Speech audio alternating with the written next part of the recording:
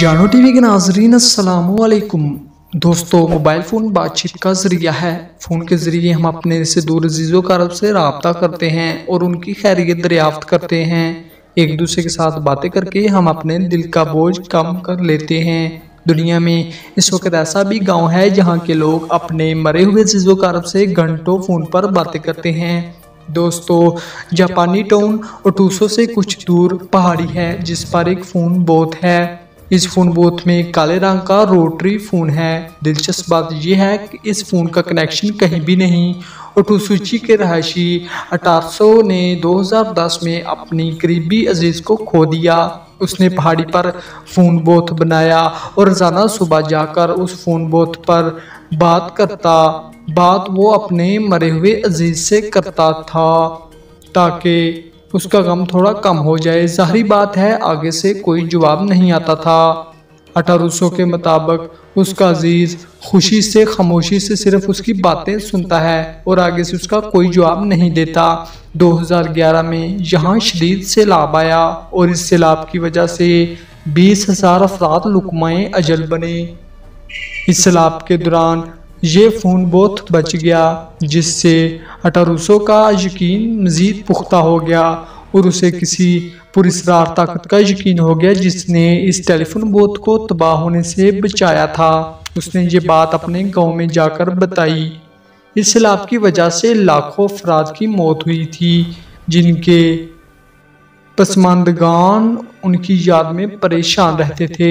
जब उन्हें इस बात का पता चला कि किसी पुरस्कार ताकत ने उस टेलीफोन बूथ को बचाया है जिसके जरिए अटारूसो अपने मरे हुए कज़न से बातें करता है, तो गांव वालों का भी यकीन मजीद पुख्ता हो गया।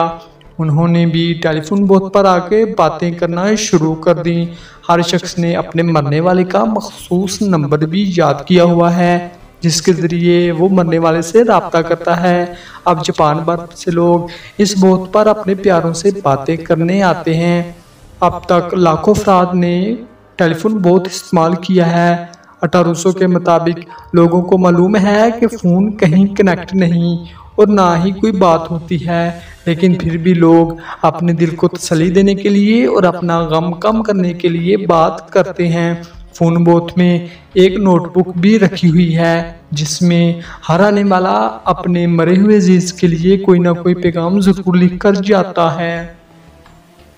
दोस्तों, सुनने में तो बेशक ये अजीब सी बात लगती है कि ये लोग इतने पागल हैं कि बगैर कनेक्शन के फ़ोन पर बातें करते हैं और वो भी मुर्दों से। लेकिन दोस्तों, साइंस का कहना है कि इस तरीके गम से इजहार करके वो अपने गम को हल्का करते हैं। इस फ़ोन बूथ की कहानी पर एक फीचर फिल्म भी बनाई गई है जो 2021 में रिलीज़ हो रही है। दोस्तों, उम्मीद है आपको हमारी ये वीडियो पसंद आई होगी। हमारी वीडियो को लाइक करें, दोस्तों के साथ शेयर कीजिए और चैनल सब्सक्राइब कीजिए। मिलते हैं ऐसे ही एक दिलचस्प वीडियो में, तब तक के लिए अल्लाह निगहबान।